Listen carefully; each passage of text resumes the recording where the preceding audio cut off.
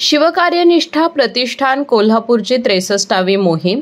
दीपावलीत दुर्गम धनगरवाड्यांमध्ये फराळ वाटप. शिवकार्यनिष्ठा प्रतिष्ठान कोल्हापूरतर्फे स्वच्छता मोहीम आणि गडकोट संवर्धनाबरोबरच सामाजिक उपक्रमांना देखील चालना दिली जात असून यावर्षीची 63वी मोहीम दीपावली निमित्त दुर्गम भागात राबवण्यात आली.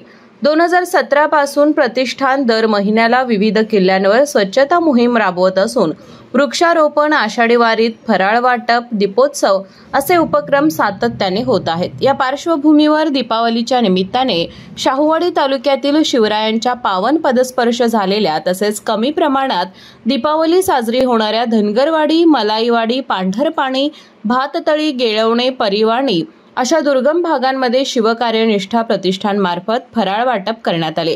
यावेळी अध्यक्ष शिवाजी खोत, विद्याधर घोटणे, अमोल पालकर, अमृत नरके, सौरभ ठमके, प्रज्वल कुदाळे, शुभम रोकडे, संकेत कोंडेकर, सतीश लांडगे, गणेश पटणकर, रोहित पाटील, पृथ्वीराज कदम, महेश वाडकर, संकेत कोंडेकर, सातापा जाधव, ओंकार जाधव, सतीश गुरव, सतीश कुंभोजर, प्रभाकर गुरव, आलोक गुरव, सौरभ पाटील, प्रथमेश जाधव तसेच ग्रुपचे मावळे मोठ्या संख्येने उपस्थित होते.